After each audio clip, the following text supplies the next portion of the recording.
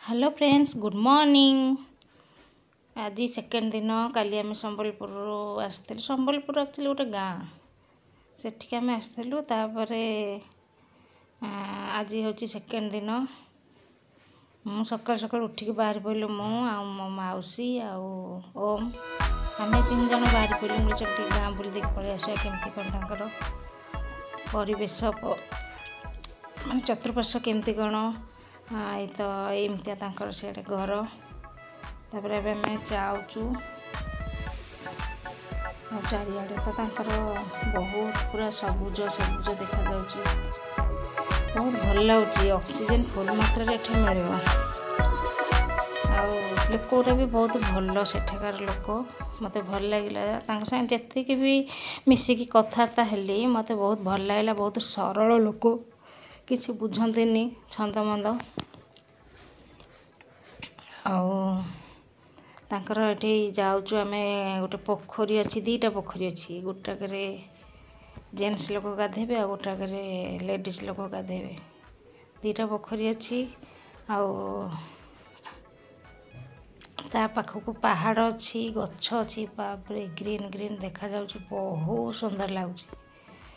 मन पूरा खुशी सेठिक जाइए। बहुत बढ़िया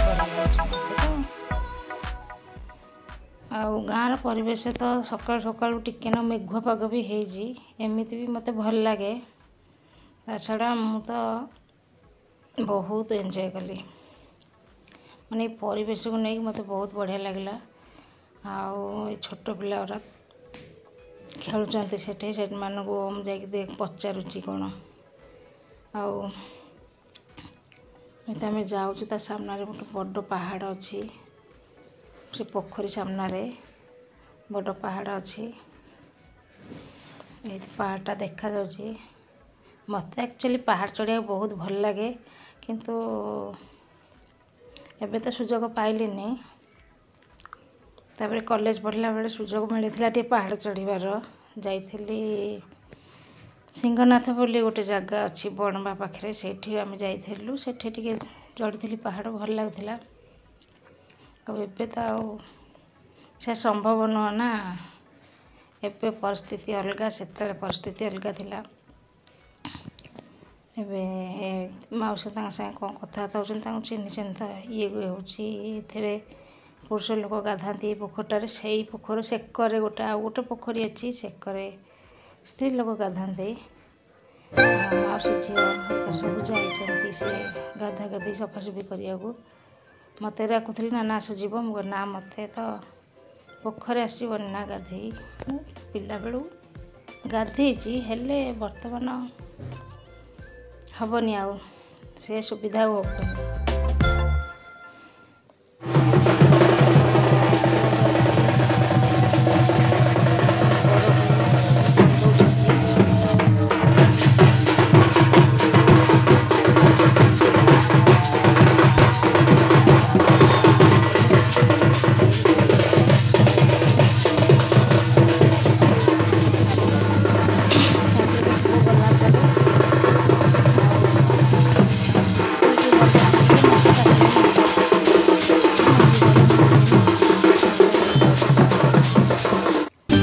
तापर आम बाहरी पड़िलु। पुओ गला परे आम बाहरी पड़िलु गोटे जगह को। सी हूँ संबलपुर। संबलपुर केते किलोमीटर 60 किलोमीटर तांको गाँव रु। एबे आम मु जो तक आसलु से तक सब जाऊँ। तापर आम बाटर जीवु पुणी 60-70 किलोमीटर संबलपुर। से समलेई दर्शन करने को जाऊँ। हीराकुद डैम देखू। मुझे आसचु संबलपुर जदि ताले एका बेले सब बुलाबुली करदे जीवा। आउ केबे सुजोग मिल कि न मिल जना नहीं। जीवा हरी आ छड़ा पुओ गला परे सब बरजात्री जाइए। अल्प केते लोक घरे अच्छा कौन करूँ बोर लगे। नुआ जगह को आसचु किसी तो पाखे सेमती किसी भी ना। हम चलु संबलपुर। आम रास्तार अच्छु सब साइड केवल ଗ୍ରୀନ୍ କଲର୍ ହିଁ ଦେଖାଯାଉଛି। ଯେତେ ଗଛ ପାହାଡ଼ ପର୍ବତ ସବୁ ଦେଖିବ ଏଠି। ତାପରେ ଆମେ ଏଠି କ'ଣ କରିବୁ ନା ଫାଷ୍ଟ ଭାବିଲୁ ସମଲେଇ ମନ୍ଦିର ଯିବୁ ନା ପହଡ଼ ପଡ଼ିଯାଇଥିବ ଯଦି ମନ୍ଦିର ତାହେଲେ ହୀରାକୁଦ ଡ୍ୟାମ୍ ପଳେଇବୁ। ଇଏ ହେଉଛି ବ୍ରିଜ୍ଟା। ବ୍ରିଜ୍ ମାନେ ତଳେ ଗାଡ଼ି ମଟର ଯାଉଛି କିନ୍ତୁ ଓଭର ବ୍ରିଜ୍, କିନ୍ତୁ ନଦୀର ବ୍ରିଜ୍ ନାହିଁ। ଆମର ନଦୀର ବ୍ରିଜ୍ ଏତେ ସୁନ୍ଦର ହେଇଥିଲା କିନ୍ତୁ ଦେଖିବାକୁ ତଳେ ଗାଡ଼ି ଯାଉଛି, ଉପରେ ବ୍ରିଜ୍ ହେଇଛି। ଏଇଟା ଅଛି ଟାଉନଟା, ସମ୍ବଲପୁର ଟାଉନ। ଆମେ ବର୍ତ୍ତମାନ ପହଞ୍ଚିଗଲୁ ସମ୍ବଲପୁରରେ। ସବୁବେଳେ ଭାବେ ପିଲାଦିନ କଥା ଭାବେ ଇଏ ଯେ କେତେ ଶୀଘ୍ର ଦିନ ଗୁଡ଼ା ପଳାଉଛି। କାଲି ଆମ ପିଲାମାନେ ବି ବଡ଼ ହେଇଯିବେ, ସମୟ ଯାଉଛି। ତେଣୁକରି ଯେତେବେଳେ ଆଇ ଲଭ୍ ସମ୍ବଲପୁର ଲେଖା ହେଇଛି ଏଠି, ଯେତେବେଳେ ଯାହା ମିଳୁଛି ତାକୁ ଏନ୍ଜୟ କର। ସବୁବେଳେ ଖୁସି ରହିବାକୁ ଚେଷ୍ଟା କର, କାରଣ ଖୁସିଟା ଚିରସ୍ଥାୟୀ ନୁହଁ। ସବୁବେଳେ ଟେନସନ୍, ଛୋଟ ଥିଲୁ ଭଲ ଥିଲୁ, ଏବେ ସବୁବେଳେ ଟେନସନ୍। ଯେଉଁତକ ସମୟ ମିଳିଲା ଆମେ କିଛିଟା ବୁଲାବୁଲି କରିକି ଖୁସି ସାଉଁଟିବା ଦରକାର। କାରଣ ଖୁସିରେ ରହିଲେ ହିଁ ଆମ ସ୍ୱାସ୍ଥ୍ୟ ହିଁ ଭଲ ରହିବ। ନହେଲେ ବିଭିନ୍ନ ଆଜିକାଲି ଯେଉଁ ରୋଗ ହେଲାଣି, ସବୁ ବିଭିନ୍ନ ପ୍ରକାର ରୋଗ ହିଁ ଗ୍ରାସ କରିଯିବ, କେତେବେଳେ ଜଣାପଡ଼ିବ ନାହିଁ। ତାପରେ ଆମେ ସେ ବାଟ ଦେଇକି ଯାଉଛୁ। ତାପରେ ଏଇଟା ସମ୍ବଲପୁର ଟାଉନଟା। ମୁଁ କହିଲି କିଛି ଫଟୋ ଏଠି ଉଠେଇ ଦେଇକି ଯିବା, ଭଲ ଲାଗୁଛି।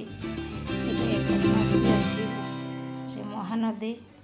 ତାପରେ ଏମିତି ସେ ସମ୍ବଲପୁର ପହଞ୍ଚିଗଲୁ ପାଖାପାଖି। ଆମେ ସମ୍ବଲେଶ୍ୱରୀ ମନ୍ଦିର ପାଖାପାଖି ପହଞ୍ଚିଗଲୁ। 60-70 କିଲୋମିଟର ଲାଗିଲା ଆମକୁ। ତାପରେ ଆମେ ଓହ୍ଲେଇକି ଟିକେ ଦୂରରେ ଗାଡ଼ି ଥିଲୁ, ବେଶୀ ଦୂରରେ ନୁହଁ, ଅଳ୍ପ ଟିକେ ଦୂରରେ ଗାଡ଼ି ରଖିଲୁ। ଗାଡ଼ି ରଖି ଟିକେ ଚାଲିକି ହେଠୁ ତାପରେ ଗଲୁ। ସେଠି କାଳେ ପାର୍କିଂ ସୁବିଧା ନଥିବ, ତ ଅଳ୍ପ ବାଟ ତ ଚାଲିକି ପଳେଇବା ଭାବିଲୁ ଆଉ। ମୁଁ ଆଗରୁ ଆକ୍ଚୁଆଲି କେବେ ସମ୍ବଲପୁର ଦେଖିନଥିଲି, ଏଇଟା ଫାଷ୍ଟ ଟାଇମ୍ ମୋର।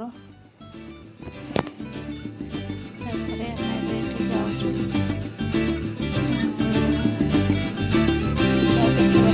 ଚାଲିକି ଗଲେ ଆଉ କେତେ ବାଟ ରହିଲା, ମୁଁ ଭାବୁଛି ଆଉ କେତେ ବାଟ ସମଲେଇ ମନ୍ଦିର ଦର୍ଶନ କରିବାକୁ କେତେ ସମୟ ଲାଗିବ କି ପହଡ଼ ପଡ଼ିଯାଇଥିବ, ଏମିତି ମନେ ତ ଡର ବି ଥାଏ। ଆଉ କାଳେ 1:30 କି 2ଟାରେ କହୁଥିଲେ ପହଡ଼ ପଡ଼ିଯିବ। ଠାକୁରଙ୍କୁ ମାଆଙ୍କୁ ଡାକି ଡାକି ଯାଉଥିଲି, କାରଣ ପହଡ଼ ପଡ଼ିଗଲେ ପୁଣି 4ଟାରେ ଖୋଲିବ। 4ଟାରେ ଖୋଲିଲା ବେଳକୁ ଆମେ ୱେଟ୍ କଲା ବେଳକୁ ଆମେ ଘରକୁ ଯାଉଛୁ ରାତି ହେଇଯିବ। ସେଇ ଘାଟି ଜାଗା ଦେଇକି ପୁଣି ଆସିଥିଲୁ। ଯୋଗକୁ ଦେଖିଲା ବେଳକୁ ମାଆଙ୍କର ପହଡ଼ ପଡ଼ିନି। ଆଉ ଆମେ ଭଲରେ ଦର୍ଶନ କଲୁ ମାଆଙ୍କୁ। ବହୁତ ଭଲ ଲାଗିଲା, ବହୁତ ଭଲ ଏବେ ହେଇଯାଇଛି ସମଲେଇ ମନ୍ଦିର ସମସ୍ତେ କହୁଛନ୍ତି, କିନ୍ତୁ ମୁଁ ତ ଆଗରୁ ଦେଖିନଥିଲି ନା। ଏବେ କିନ୍ତୁ ମୋତେ ପୁରା ବହୁତ ବଡ଼ ଜାଗା, ବହୁତ ବଢ଼ିଆ ଭାବେ ହେଇଛି। ବେଶୀ ଲୋକ ଏତେ ନଥିଲେ, ତଥାପି ଯୌତୁକ ଲୋକ ଥିଲେ କାଫି। ଆଉ ତେଣୁକରି ଆମେ ଭଲ ଭାବେ ଦର୍ଶନ କଲୁ। ବେଶୀ ଗହଳି ହେଇଥିଲେ ବି ଠେଲାପେଲା ହେଇଥାନ୍ତେ, ଛୋଟ ପିଲା ଡର ଲାଗୁଥିଲା। ଦେଖିଲା ବେଳକୁ ଏତେ ଗହଳି ନଥିଲା, ଆମେ ଭଲରେ ଦର୍ଶନ କଲୁ। ଭିତରକୁ ତ ମୋବାଇଲ ଆଲାଉ ନାହିଁ, ତେଣୁକରି ଆମେ ବାହାରୁ ଯେତିକି ପାଇଲୁ ବାହାରୁ ଫଟୋ ସବୁ। ତାପରେ ଭୋଗ କିଣିକି ଆଣିଲୁ। ଭୋଗ କିଣିକି ଆଣିକି ଠାକୁର ମାଆଙ୍କ ଠି ଦର୍ଶନ ଭୋଗ କଲୁ। ତାପରେ ଏମିତି ଯାଇକି ଟିକେ ଫଟୋ ଉଠେଇଲୁ। ଫଟୋ ଉଠେଇ ସେକରଟା ବହୁତ ବଢ଼ିଆ ହେଇଛି, ପାର୍କ ଟାଇପ୍ର ହେଇଛି ପୁରା। ଆଉ ପୁରା ଭିତରକୁ ଯାଇକି ବୁଲିକି ତ ଫଟୋ ଉଠେଇବାକୁ ହେଇପାରିଲାନି, କାରଣ ଟାଇମ୍ ହେଇଯିବ। ଘାଟି ଜାଗା, ଆମେ ପରିଚିତ ନୁହଁ ସେ ରାସ୍ତା ପ୍ରତି ଆମେ, ତେଣୁକରି ଯେତେ ଶୀଘ୍ର ପାରିବୁ ବୁଲାବୁଲି କରିଦେଇକି ରାତି ସୁଦ୍ଧା ଯାଇକି ପହଞ୍ଚିଗଲେ ସଇଲା।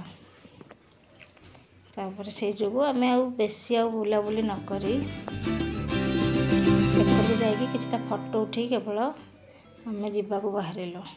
ତଥାପି ମନ ହେଉନଥିଲା ନାଇଁ ଆଉ ଟିକେ ବୁଲିକି ଯିବା, କିନ୍ତୁ ଟାଇମ୍ ନଥିଲା, କ'ଣ କରିବୁ।